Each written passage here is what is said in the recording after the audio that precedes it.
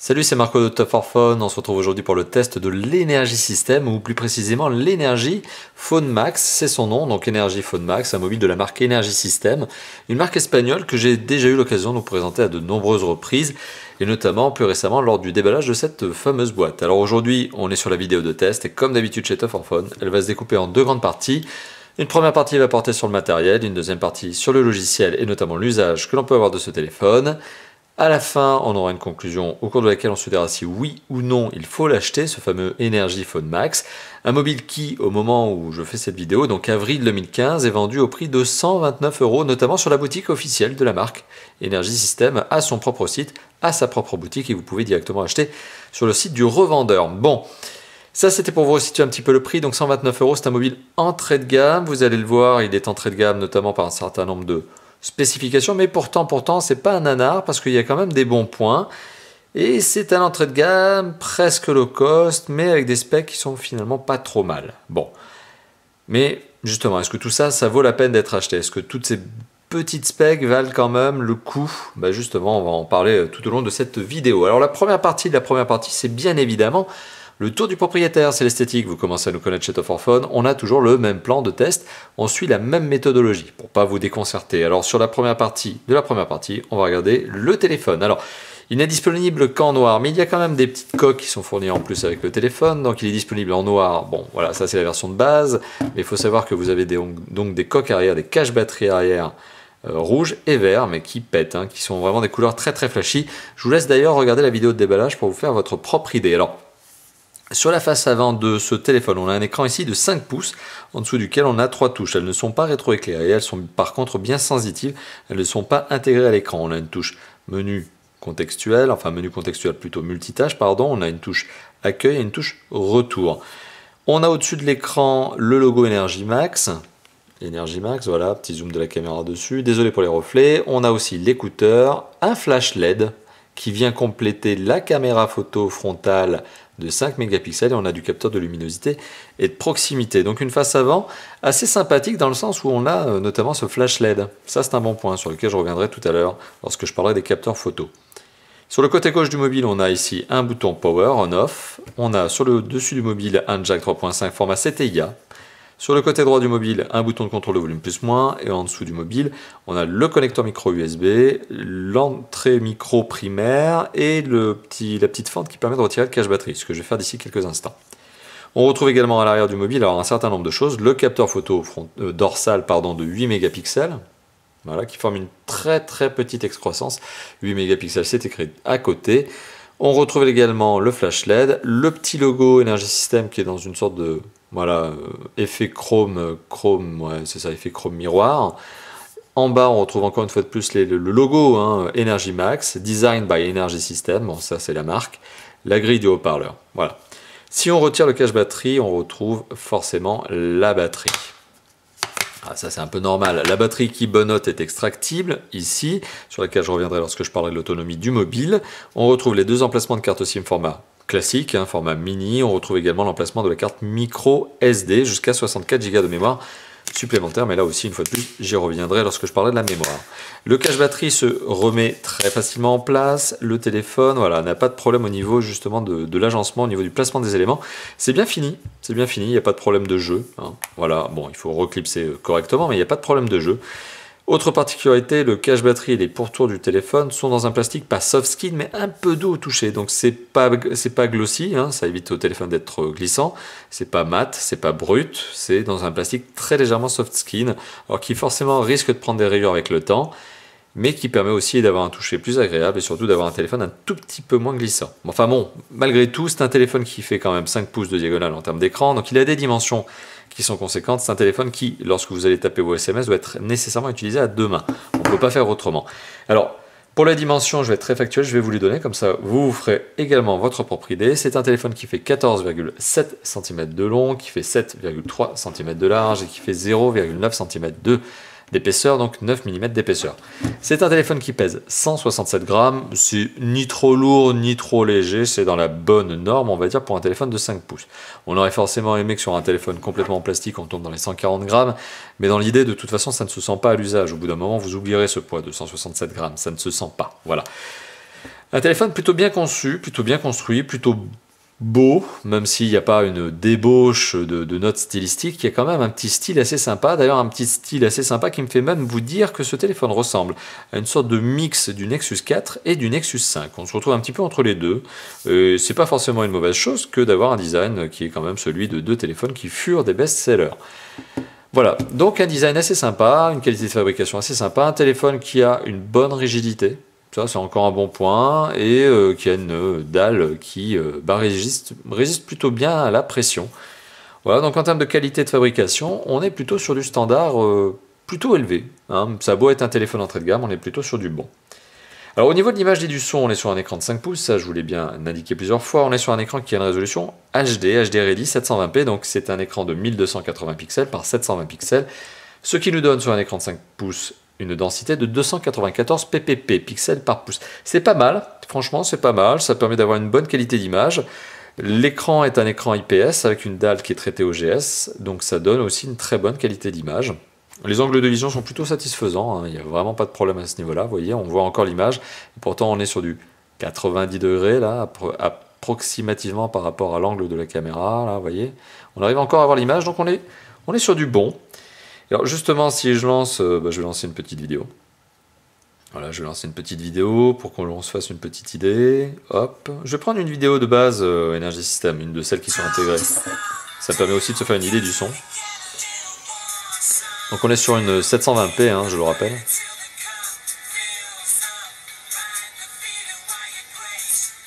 C'est lumineux, c'est contrasté, alors pas autant qu'un Super AMOLED bien sûr, mais bonne qualité d'image. Et au niveau de la qualité du son, vous le voyez, hein, enfin en tout cas vous vous en rendez compte, vous l'entendez, le son est procuré par le haut-parleur arrière, et forcément si vous le posez sur une table ou si vous faites comme moi, bah, vous l'étouffez. Voilà.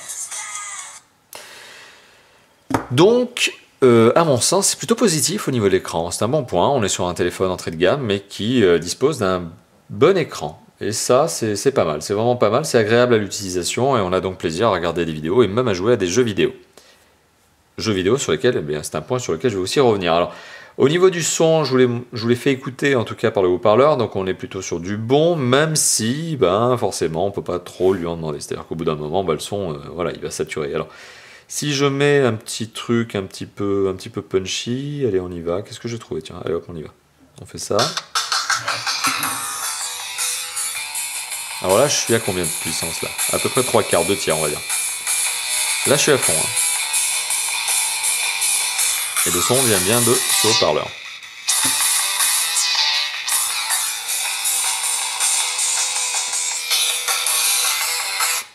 Donc au niveau du son, du haut-parleur c'est plutôt bon, hein. Bon, on peut pas trop lui en demander, au bout d'un moment il va grésiller, et si on le pousse trop haut, ben, il pourra plus suivre. Mais c'est pas ce qu'on demande notamment à un haut-parleur. Au niveau du jack 3.5, je le rappelle, c'est un CTIA, tout à fait classique, mais c'est bien une norme CTIA à opposer à la norme OMTP. Ce sont les deux grandes normes aujourd'hui en termes de connexion jack 3.5. Et au niveau de l'écouteur, franchement, rien à redire. Hein. C'est un composant ultra classique de nos jours. Les constructeurs savent faire au moins leur travail de base, à savoir avoir un téléphone qui est bon pour téléphoner, et ça suppose que l'écouteur soit bon. Donc rien à redire là-dessus. Alors au niveau des performances, c'est le troisième point de cette première partie matérielle, au niveau des performances, quoi de plus simple que de prendre Antutu et tout simplement de l'utiliser pour vous montrer le score de 18 029 points, donc on va arrondir à 18 000 points, c'est le score d'un entrée de gamme. En 2015, 18 000 points, c'est le score d'un entrée de gamme. Je me souviens encore de cette époque où, faisant des tests porte-forphone, il y a encore quoi, 2-3 ans, quand on arrivait à 7 000 points, on trouvait que c'était un téléphone entrée de gamme qui était pas mal. Aujourd'hui, on est à 18 000 points. 18 000 points, c'est sensiblement le même score qu'un Nexus 4, qui était commercialisé début 2014, fin 2013, si mes souvenirs sont bons, et qui était jugé très très bon à l'époque. Aujourd'hui, 18 000 points, donc pour resituer un peu la chose, c'est le score d'un entrée de gamme, et pourtant, c'est un score qui est largement suffisant pour bien garantir que le téléphone fasse tourner des gros jeux 3D. Et pourtant, c'était pas gagné, parce que vous allez comprendre pourquoi je vous dis ça. Alors, en termes de score, 18 000 points, score d'entrée de gamme, donner donc un score qui est lié à des composants qui sont, et ça je vais vous les indiquer, et vous êtes d'ailleurs en train de les voir, il y a un processeur qui est un processeur 4 cœurs, qui est un Mediatek, un grand classique, un MT6582, qui est cadencé à 1,3 GHz. Bon processeur en soi, il n'y a pas grand chose à lui reprocher. On retrouve en termes de mémoire vive, donc la RAM, on retrouve 1 Go de RAM. Ça aussi, c'est pas mal sur un téléphone comme ça. On ne pouvait pas en attendre moins. 512, de toute façon, ça se fait plus en 2015. 2 Go, ça aurait été mieux, mais bon, l'écart entre 1 Go et 2 Go en termes de capacité pour le téléphone ici aurait pas été sensible. On ne s'en serait pas rendu compte. C'est juste pour gérer le multitâche et ça vous changera pas grand-chose dans la vie au quotidien. Alors là où c'est un petit peu étonnant, c'est de se retrouver encore avec un vieux Mali 400MP qui est un vieux processeur graphique, mais ultra dépassé, alors qui présente l'avantage pour le constructeur de ne pas être cher et donc de lui permettre de tirer les coûts de production vers le bas et forcément de vous proposer un prix de revente client plus bas.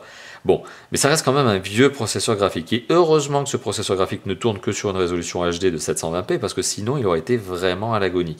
Donc finalement, on a on va dire, une certaine cohérence au niveau du choix des processeurs graphiques RAM. Donc on a au niveau des composants une vraie cohérence. On retrouvera simplement que le processeur graphique, on pourra le dire, il est un peu vieux quand même. Et ça, c'est un peu dommage. Mais dans l'absolu, ça gêne pas le téléphone. Il s'en sort plutôt bien. Notamment sur Epic Citadel, lorsque l'on lance un test en mode qualité graphique élevée, eh bien on a quand même 48 images par seconde affichées. Donc c'est pas mal du tout, ça assure une image fluide comme vous allez le voir tout de suite. Alors je vous rassure, je ne vais pas laisser Epic Citadel tourner en long parce que ça va être fastidieux et franchement inutile. Mais ce que je vais vous faire ici, c'est vous montrer un petit peu la qualité d'image aussi au passage, sur une bonne démo de jeu 3D. Vous voyez le score ici qui oscille entre 40, 50, 40, 50, avec des petits flottements à 30 de temps en temps, mais on est sur 48 images par seconde affichées en moyenne, et vous le voyez en termes d'image, c'est beau, hein, ça rend bien, ça rend bien.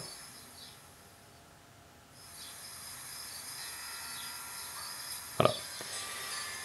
Donc quoi de mieux maintenant pour se faire une idée en termes de performance que de lancer Asphalt 8. Asphalt 8, ce formidable jeu de course de voiture en 3D. Édité par le studio, vous le voyez, Gameloft. Alors, temps de chargement, hein, un petit peu long, mais vous me connaissez. J'arrête pas de le dire à chaque fois que je lance ce jeu, mais malheureusement c'est vrai.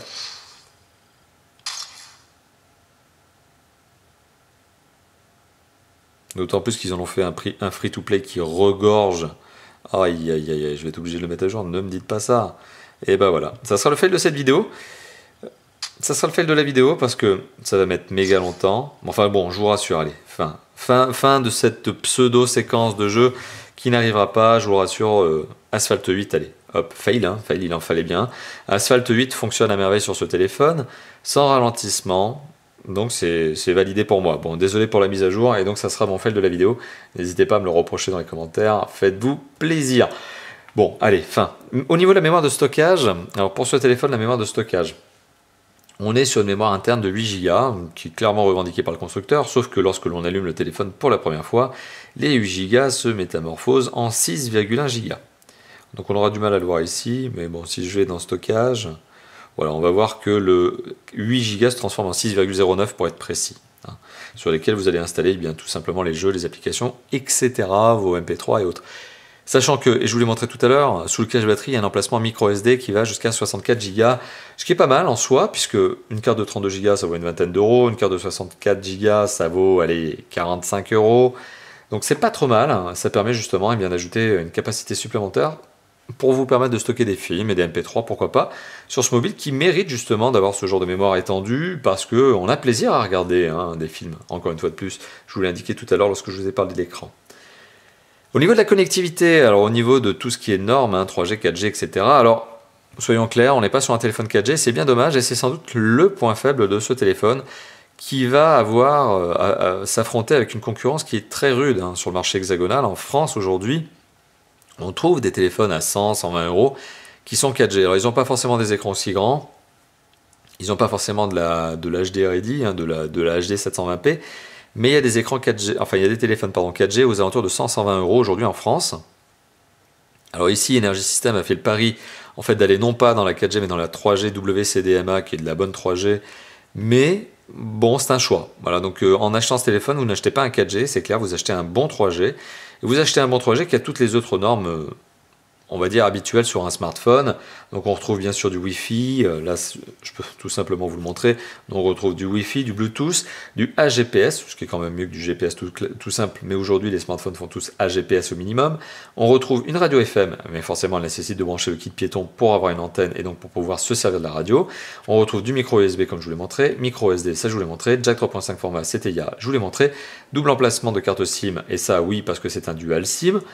Bon, grosso modo, on n'a pas de NFC, on n'a pas d'infrarouge, mais ça on s'en moque, puisque c'est vraiment des usages très anecdotiques de ces deux connectivités. Ce qui finalement donc est le vrai point faible de ce téléphone, c'est le manque de 4G. Hein, c'est vraiment ce que l'on pourra lui reprocher.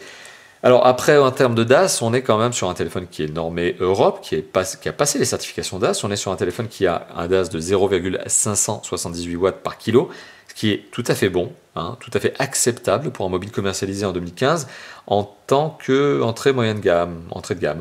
Donc bon DAS, connectivité un peu faible en manque de 4G, mais bon DAS, ce qui compense finalement un petit peu, à mes yeux, la 4G manquante. Alors le système d'exploitation, puisqu'il est temps d'arriver à la deuxième partie de cette vidéo, le système d'exploitation, est-il surcouché ou pas? Eh bien forcément vous le voyez, il n'est pas trop. On est très classiquement chez Energy System sur un Android. Hein, forcément, Energy System ne fait pas de Windows Phone, mis à part une exception qui est une tablette. Energy System ne fait que de l'Android, et de toute façon ça vous en étiez rendu compte quand j'avais ouvert les paramètres, parce que ça c'est des paramètres d'un mobile Android. Et alors quand on va dans le à propos du mobile, on retrouve ici la version. C'est une version 4.4.2 Kit 4. Alors aujourd'hui, aucune affirmation possible sur le fait que ce téléphone passe en 5.0 Lollipop. Et pour tout vous dire, je doute que la marque fasse un suivi de ces mobiles pour permettre à ces derniers de passer en Lollipop. Ça m'étonnerait vraiment que la marque aille jusqu'à ce point-là. Mais on est sur un Android 4.4.2 qui marche merveilleusement bien, sur lequel il n'y a rien à redire, qui est un très bon système d'exploitation. Bien sûr, évidemment, avec le Play Store, vous pouvez personnaliser votre téléphone à loisir et installer des films, des jeux, etc. Bon, la plupart du temps, c'est payant, mais on a encore des bons jeux gratuits et des bonnes applications gratuites, ça c'est un bon point. C'est ce qui différencie notamment finalement le Play Store très fourni du store de Windows Phone et qui arrive à l'amener au même niveau que l'Apple Store de iOS. Donc un système d'exploitation sur lequel je ne vais pas revenir, qui est un très bon système d'exploitation, sur lequel Energy System a fait un tout petit travail qui consiste principalement à faire du fond d'écran, un petit habillage au niveau des icônes, quelques petites applications mais qui ne sont pas transcendantes en tant que telles, qui sont Energy Music notamment, qui est un lecteur MP3 qui fait pas moins que ce que fait le lecteur MP3 de base de Google. Vous avez également le lecteur vidéo de Energy System, mais qui ne fait pas moins que ce que ferait le lecteur vidéo de Google de base. Donc au final, en termes d'applications supplémentaires, on va redétailler un petit peu ce qu'il y a, mais on se retrouve avec du Google, avec les applications Google, et c'est tout. Il y a quelques petites choses en plus, mais on a un lecteur de e-book, qui vous permet d'ailleurs de voir la garantie, le livret d'utilisateur de ce téléphone. Bon, ok, soit. Pas grand chose à redire là-dessus. Émission FM, bon, c'est le lecteur radio, c'est la radio. Gestionnaire de fichiers, bon, ça n'apporte rien. Gestionnaire d'appareil, au cas où vous le perdiez. Mais c'est même pas Energy System qui a fait ces applications-là. Vous voyez, on a plein d'applications, mais qui sont des applications Google. Hein. On a Photo, Play Livre, Play Store, Recharge vocale, tout ça c'est du Google de base. Hein. Et puis les autres applications que j'ai moi-même installées, qui sont les 4 ici, hein, qui sont habituelles, Antutu, Epic Citadel, Asphalt 8 et VLC. Donc au final, on est sur un Android quasi stock, hein, quasi pur de dur, hein, qui a été juste un petit peu habillé. Et finalement, c'est pas plus mal. Finalement, c'est pas plus mal parce que ça pénalise pas le téléphone au niveau de ses performances. Parce que, rappelons-le, c'est quand même un entrée de gamme et les composants sont quand même des composants, on va dire, assez basiques. Donc rajouter une grosse surcouche sur un téléphone comme celui-là, ça aurait été un peu une bêtise. Ça aurait fait que ralentir le téléphone et pénaliser le téléphone au niveau de ses performances. Et finalement, ça vous aurait rendu dingue parce que le téléphone aurait été lent. Et c'est absolument pas ce qu'il fallait faire. Donc là aussi, Energy System, bien sûr par facilité, bien sûr par économie, propose un système d'exploitation très très légèrement surcouché. Et ça, c'est tant mieux au final. Alors au niveau de l'usage, il est temps de passer à l'usage et puis après on arrivera à la conclusion. Alors au niveau de l'usage, que peut-on dire de ce téléphone? Est-ce que c'est un bon mobile, un mauvais mobile en termes d'usage? Est-ce qu'il répond à tout ce qu'on lui demande? Eh bien oui, hein, puisque finalement c'est un téléphone capable de faire du lecteur MP3, capable de faire du lecteur vidéo, capable de faire du mail, capable de faire du surf sur Internet, bien sûr, ça vous en doutez. Alors on va tout simplement accéder, allez hop, au site de Top 4 Phone. Hop, avec cette petite séquence très agréable de reconnexion à mon compte, de test, je vous rassure. Hein. La petite adresse que vous voyez ici, vous pouvez la mettre en pote Google+, mais ça ne servira pas à grand chose. Bon, c'est un petit peu long, hein, tout ça. Bon, c'est pas comme si ma box était encore en train d'agoniser, hein, comme d'habitude. Bon, voilà, hop, et on y va pour un petit top for fun, le meilleur site de test de mobile, bien sûr. Ça, vous le savez, vous le dites vous-même, hein, n'est-ce pas? Mettez-le dans les commentaires. Allez, on accède aussi de Top for Fun si ma box veut bien arrêter de ramer. Voilà, on y arrive. Voilà, donc comme je vous le disais, finalement, on a tous les usages d'un smartphone moderne. Rien ne manque, tout est là. On peut voir de la page web, donc comme je viens de vous le montrer. Bien sûr en Wi-Fi, bien sûr en 3G, non pas 4G. Et forcément, on peut faire du GPS, etc. Ce qui nous intéresse maintenant en parlant d'usage, c'est l'appareil photo. Alors, on va prendre l'appareil photo. On va faire un test de photo caméra dorsale. On va prendre cette petite miniature très classique, on y va, on shoot une photo. C'est efficace, l'autofocus est plutôt efficace, il peut être débrayé, vous le voyez, en mode manuel. Voilà, bien sûr, j'ai du flash LED si j'ai envie, à l'arrière. Voilà, là je viens de le forcer. Et j'ai la caméra photo frontale, voilà, coucou à la caméra, qui est en train de filmer la caméra, qui filme la caméra, qui est en train de filmer la lampe, enfin bon, etc. Inception. Et on a même le fameux flash LED. Regardez, regardez, regardez là. Hop là, vous l'avez vu? Ça a flashé. Donc, bon point sur le capteur photo. Alors, frontal. Maintenant, je vais rebasculer quand même sur le principal. Hein. C'est le capteur photo dorsal. Alors, 8 mégapixels, c'est un peu juste. C'est dommage. On aurait préféré un 13 mégapixels. Et si c'était un 13 mégapixels, on aurait préféré un 18, etc., etc. Donc, bon, grosso modo, pour dire que le 8 mégapixels est un petit peu juste en termes de nombre de mégapixels. Mais dans l'absolu, de toute façon, les photos sont bonnes. D'ailleurs, vous retrouverez un échantillon de la photo, hein, de photos prises avec ce téléphone sur le site de Top for Fun, sur l'article de test. Donc n'hésitez pas à vous rendre sur le site pour avoir votre propre idée, hein, d'ailleurs, sur la qualité photo. Alors, le capteur photo frontal, bon point, c'est un 5 mégapixels avec flash LED. Donc là aussi, on est bien loti, on est à bonne enseigne ici. On est satisfait de ce genre de détails, puisque finalement, il y a encore des constructeurs haut de gamme qui mettent des 1,3 mégapixels et encore, et qui oublient le flash LED. Ici, donc, on a une bonne, pas innovation, parce que c'est pas non plus le truc le plus transcendant en soi, il y a déjà d'autres constructeurs qui ont fait ça, mais c'est une bonne idée. C'est une bonne idée pour faire des petits selfies sympas. Alors, le problème, c'est que quand vous faites un selfie avec un flash LED, vous allez en prendre plein la face, et que la photo, elle va être très pâle, hein, votre visage va probablement devenir pâle. Bon, ça va vous donner un teint peut-être un peu maladif, et sur les selfies, je ne suis pas sûr que vous l'envoyiez ensuite à vos potes, et que vous le mettiez sur Facebook. Mais enfin, quoi qu'il en soit, bon capteur photo dorsal, dans l'absolu, bon capteur photo frontal, en comparaison d'un certain nombre de concurrents, y compris haut de gamme, et c'est un bon point. Donc sur les photos, sur l'usage photo, on est sur du bien, du bon.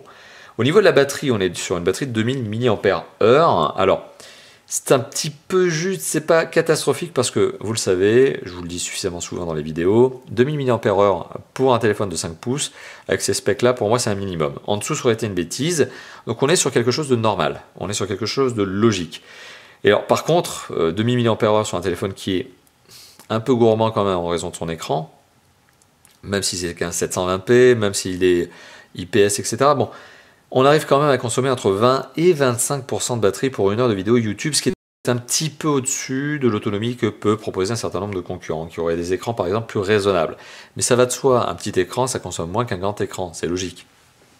Donc voilà, on est sur une autonomie qui est plutôt bonne par contre, puisqu'on dépassera la journée avant de recharger son téléphone, à moins d'être quelqu'un de focalisé par exemple et qui va tout le temps utiliser son téléphone pour faire du lecteur MP3 ou du jeu vidéo. Mais si vous avez un usage genre normal, entre guillemets, c'est-à-dire une demi-heure de téléphone par jour, une demi-heure de vidéo, une demi-heure d'email, etc., bon, vous dépasserez la journée, ce qui est quand même normal, ce qui est quand même bien et bon, et c'est un peu le standard aujourd'hui, hein, arriver à tenir une journée de charge avec son smartphone. Donc l'autonomie en elle-même n'est pas exceptionnelle, mais elle n'est pas non plus mauvaise, elle est dans la bonne norme, et c'est quelque chose que l'on n'est pas en mesure de critiquer, mais que l'on n'est pas non plus en mesure de valoriser, hein. On ne peut pas non plus dire que c'est un bon point. Alors, la conclusion de ce test qui, ma foi, je le vois, est relativement rapide, efficace, probablement en raison de mon fail de tout à l'heure au niveau du jeu vidéo.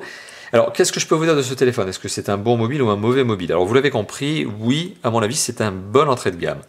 Alors, c'est pas le téléphone le plus bluffant qui soit, c'est clair, mais ça reste quand même un bon entrée de gamme, d'autant que on est quand même sur une marque qui a des bons points, notamment celle qui consiste à garantir ses mobiles 36 mois. Donc c'est-à-dire une année de plus que ce que n'impose la norme en Europe et que ce que ne font d'ailleurs les concurrents. Donc on est sur un téléphone garanti 36 mois et non pas 2 ans, donc pas 24 mois, mais 36 mois.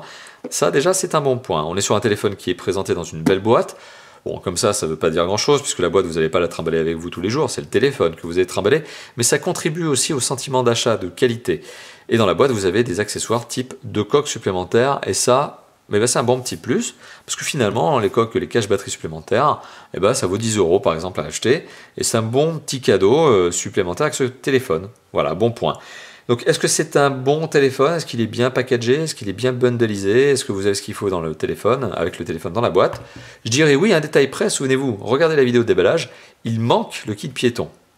Voilà, donc on a des caches batteries, mais on n'a pas le kit piéton. Après, les kits piétons, enfin, finalement, avec le temps, on finit par tous en avoir plusieurs dans ces tiroirs.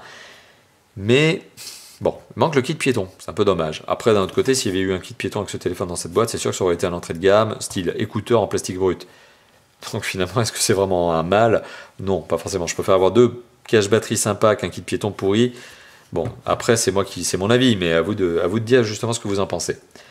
Alors, quels sont les autres bons points de ce téléphone finalement? Le design, l'écran, les performances, on va dire cohérentes, toutes capables de faire tourner un jeu 3D, malgré mon fail. On est sur quelque chose de bien pensé. Le seul point sombre que j'ai finalement à indiquer au niveau de ce téléphone, c'est principalement son aspect non 4G. D'un autre côté, c'est pas forcément un drame pour une grande partie de la population française. Il faut savoir qu'aujourd'hui, il y a des stats qui sont sorties récemment.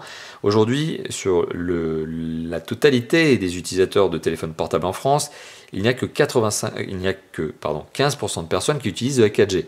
Donc ça veut dire que finalement, il y a 85% de téléphones de gens qui sont encore en 3G. Vous le voyez, donc ça se trouve, vous faites partie de ces 85%. Et si vous en faites partie, la 4G manquante, qui est pour moi un point faible pour ce téléphone, n'en sera pas un pour vous. Voilà, donc au final, c'est un téléphone qui est un bon téléphone. Un bon rapport qualité-performance-prix. Il y a des bonnes choses, comme la garantie 36 mois. Donc il y a plein de bons points. Ce qui fait que finalement, ce téléphone, oui, je vous le recommande à l'achat. C'est un bon entrée de gamme. Pour moi, il manque la 4G. Pour vous, pas forcément. À vous de le mettre dans les commentaires, justement. Mais globalement, ça fait que ce téléphone, ça donne un téléphone ici bien pensé, bien construit et cohérent et vendu à un prix tout à fait raisonnable, avec une boîte bien pensée, avec des bons accessoires dedans. Voilà, donc globalement, mon avis est positif. À vous de me dire maintenant ce que vous pensez à l'issue de ce test, à vous de justement dire ce que vous pensez de ce téléphone dans les commentaires. J'insiste, commentez cette vidéo, lâchez-vous, faites-moi plaisir, justement, c'est toujours sympa d'avoir vos réactions. N'hésitez pas aussi à liker, partager cette vidéo et à vous abonner à notre chaîne YouTube si ce n'est pas encore fait et si ce n'est pas déjà fait. Enfin, et là c'est la petite parenthèse supplémentaire, vous le savez, vous pouvez nous retrouver sur le site de Top 4 Fun où vous retrouverez l'article de test et où vous aurez 2 échantillons photos de ce téléphone, pris avec ce téléphone, notamment celui avec le capteur photo frontal et celui avec le capteur photo dorsal. Donc vous avez aussi le site, ne vous économisez pas justement le fait de taper l'URL ou de taper Top 4 Fun dans Google pour nous retrouver et regarder justement les échantillons photos sur le site. Et vous avez aussi notre forum, Facebook et Twitter, autant d'endroits où interagir et venir nous rejoindre. Voilà, merci d'avoir visionné cette vidéo, un peu courte somme toute, mais voilà, efficace. À vous de me dire encore une fois de plus ce que vous en pensez dans les commentaires. Et je vous dis donc à très bientôt pour d'autres vidéos de tests, de présentation et de déballage, comme toujours. Allez, à bientôt. Ciao, ciao.